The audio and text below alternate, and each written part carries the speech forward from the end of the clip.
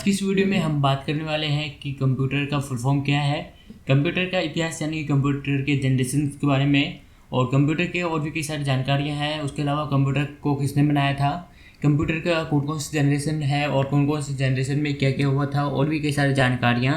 तो चलिए वीडियो को शुरू करते हैं। वीडियो शुरू करने से पहले बता दूं, अगर आपने हमारे चैनल को सब्सक्राइब नहीं करा है तो कर लीजिए सब्सक्राइब, और बेल आइकन के बटन को दबा करके ऑल सेलेक्ट कर लीजिएगा ताकि सभी नोटिफिकेशन आपको मिलते रहे। तो चलिए वीडियो को शुरू करते हैं।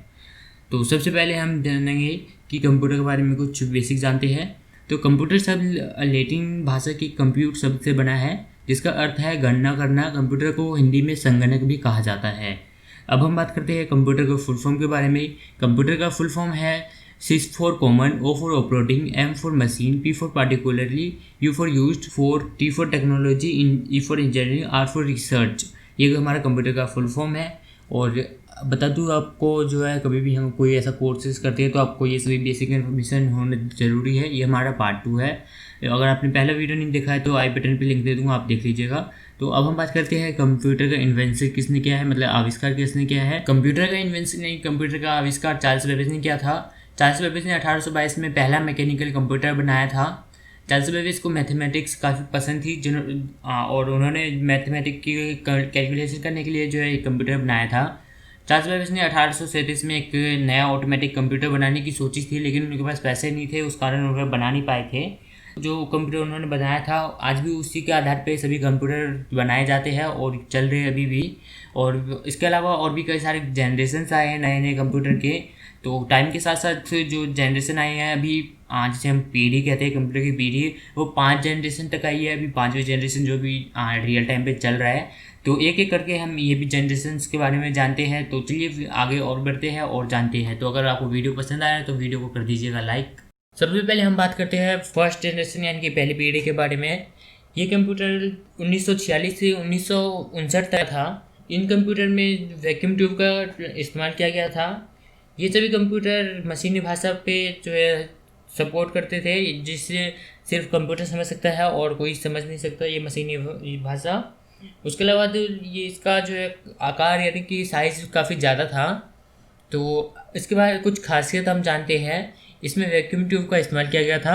ये अविश्वसनीय थे, मशीनी भाषा को सपोर्ट करते थे, बहुत कीमती थे, बहुत गर्मी उत्पन्न होती थी, और बहुत गर्मी उत्पन्न होने के कारण जो है ये बंद हो गया था। मतलब कि इसी के कारण ये गर्मी ज़्यादा उत्पन्न होता था, इसी कारण ये बंद भी हुआ था। और एसी की आवश्यकता होती थी इसमें, बहुत अधिक बिजली की खपत होती थी इसमें, यानी कि ये काफ़ी बिजली का जो है बिजली काफ़ी यूज़ करता था। उसके बाद अलावा इसमें जो है स्लो इनपुट और आउटपुट होता था। मतलब कि ये एक बार में हम इसमें एक ही काम कर सकते थे, और ये काफ़ी स्लो था, जी आजकल के कंप्यूटर से कई गुना स्लो था। उसके अलावा ये गियर पोर्टेबल थे, यानी कि इसे हम एक जगह से दूसरी जगह नहीं ले जा सकते थे। इसका साइज़ इतना बड़ा था कि ये एक पूरा कमरा भी में आता था, पूरा कमरा इतना इसका साइज़ था। और फर्स्ट जनरेशन के कंप्यूटर का एग्जांपल है ENIAC, EDVAC, UNIVAC, IBM 701, IBM 605। तो ये सभी जो है फर्स्ट जनरेशन के कंप्यूटर के एग्जांपल थे। उसके बाद आती है सेकेंड जनरेशन यानी कंप्यूटर की दूसरी पीढ़ी। इसका टाइम पीरियड 1959 से 1965 तक था।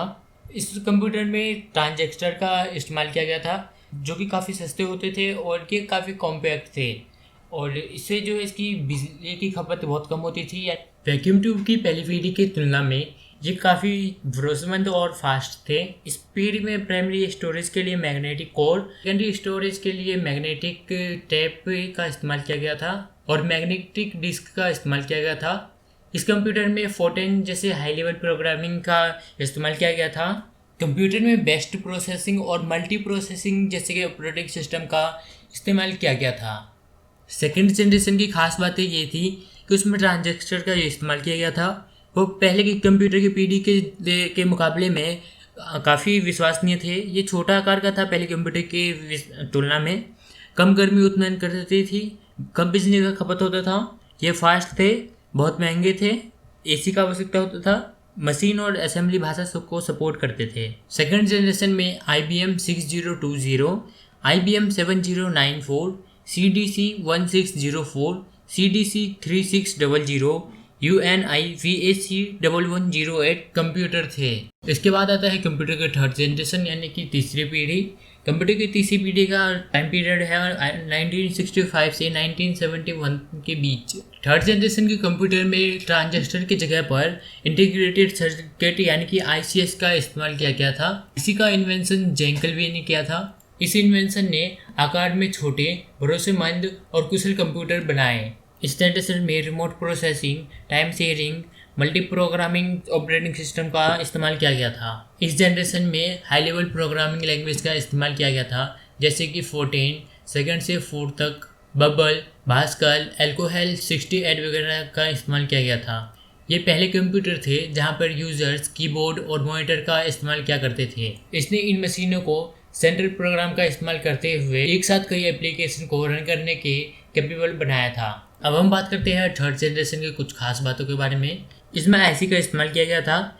ये पिछले 2 जनरेशन के मुकाबले में अधिक विश्वसनीय थे, आकार में छोटे थे, कम गर्मी उत्पन्न करते थे और ये उन दोनों से काफ़ी फास्ट था। इसका कम मेंटेनेंस आता था, लेकिन ये महंगा था। AC का इस्तेमाल किया गया था। कम इलेक्ट्रिसिटी का खपत होती थी, यानी कम बिजली खपत होता था, और ये हाई लेवल लैंग्वेज को सपोर्ट करता था। इसके बाद एक कंप्यूटर का फोर्थ जनरेशन यानी कि कंप्यूटर की चौथी पीढ़ी। इसका टाइम पीरियड 1971 से 1980 तक था। फोर्थ जनरेशन के कंप्यूटर में वेरी लार्ज स्केल इंटीग्रेटेड यानी VLSI का इस्तेमाल किया गया। VLSI सर्किट में लगभग 5000 ट्रांजिस्टर और दूसरे सर्किट एलिमेंट एक ही चिप पर लगाए गए। इसी कारण इस चौथी पीढ़ी में माइक्रो कंप्यूटर बनाना पॉसिबल हो सका। फोर्थ जनरेशन के कंप्यूटर काफ़ी पावरफुल, कॉम्पैक्ट, भरोसेमंद और बहुत ही सस्ते थे। इसका नतीजा ये हुआ कि पर्सनल कंप्यूटर यानी कि PC को जन्म दिया। इस जनरेशन में time sharing, real time network, distributed operating system का इस्तेमाल किया गया था। इस जनरेशन में सभी हाई लेवल लैंग्वेजेस जैसे कि C++, DBA जैसे लैंग्वेजेस का इस्तेमाल किया गया था। 1981 में IBM ने पहली बार ऐसा कंप्यूटर बनाया जो विशेष तौर पे घरों में यूज़ करने के लिए बनाया गया था, और बाद में 1984 में एप्पल द्वारा मैक्सवर्थ बनाया गया। माइक्रो कंप्यूटर कम साइज और हाई प्रोसेसिंग पावर में बहुत आगे बढ़ चुका था। इन छोटे कंप्यूटरों का बढ़ी हुई पावर का मतलब है उन्हें लिंक किया जा सकता है, यानी कि नेटवर्क बनाया जा सकता है। आखिरकार इंटरनेट का जन्म और तेज़ी से विकास हुआ। इस पीरियड के दौरान दूसरे मेन एडवांसेस जैसे कि ग्राफिकल यूज़र इंटरफेस यानी कि GUI, माउस और लैपटॉप कैपेसिटी के साथ हाथ में पकड़े जाने वाले डिवाइसेस में बहुत ज़्यादा बढ़ोतरी आई। फोर्थ जनरेशन के कंप्यूटर की खास बात ये है कि इसमें VLSI की टेक्नोलॉजी का इस्तेमाल किया गया। ये बहुत ही सस्ते थे, पोर्टेबल और विश्वसनीय थे, और इसमें PC का यूज़ किया गया था। ये बहुत ही छोटी साइज़ की थी और कोई AC का आवश्यकता नहीं होता था। इसमें इंटरनेट की शुरुआत की गई, नेटवर्क के क्षेत्र में डेवलपमेंट हुआ, कंप्यूटर आसानी से उपलब्ध होने लगा। फोर्थ जनरेशन के कंप्यूटर थे DEC-10, स्टार 1000, क्रे 1 सुपर कंप्यूटर एक्सेट्रा। इसके बाद आया कंप्यूटर का फिफ्थ जनरेशन यानी कि पाँचवीं पीढ़ी।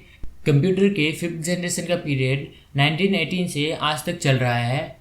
फिफ्थ जनरेशन के कंप्यूटर VLSI और ULSI टेक्नोलॉजी में बदल गई।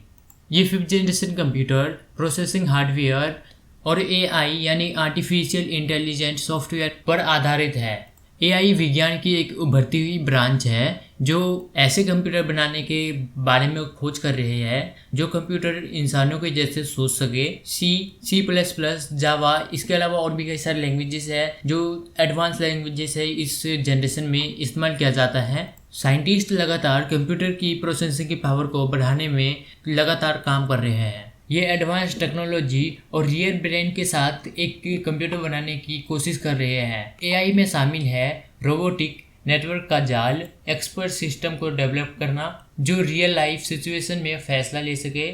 फिफ्थ जनरेशन की टेक्नोलॉजी की खास बात यह है कि इसमें ULSI का टेक्नोलॉजी का इस्तेमाल किया गया, आर्टिफिशियल इंटेलिजेंस की डेवलप की गई, नेचुरल लैंग्वेज प्रोसेसिंग का डेवलप किया गया, एडवांस पैरेलल प्रोसेसिंग की गई, सुपर कंडक्टर टेक्नोलॉजी में प्रगति हुई, मल्टीमीडिया प्रोसेसिंग के साथ ज़्यादा यूज़र फ्रेंडली यूजर इंटरफेस मिला, सस्ती दरों पर पावरफुल और बहुत ही कॉम्पैक्ट कंप्यूटर अवेलेबल हो गए। फिफ्थ जनरेशन के कंप्यूटर है desktop, laptop, notebook, ultra book और क्रोम बुक। तो दोस्तों ये थी कंप्यूटर के जनरेशन्स के बारे में जानकारी। तो आशा करते हो आपको वीडियो पसंद आया होगा। पसंद आया तो वीडियो को कर दीजिएगा लाइक, शेयर और सब्सक्राइब। तो यही हमारी वीडियो खत्म होती है, तो बहुत जल्दी मिलेंगे एक और नई वीडियो के साथ। तो thank you for watching this video guys, take care.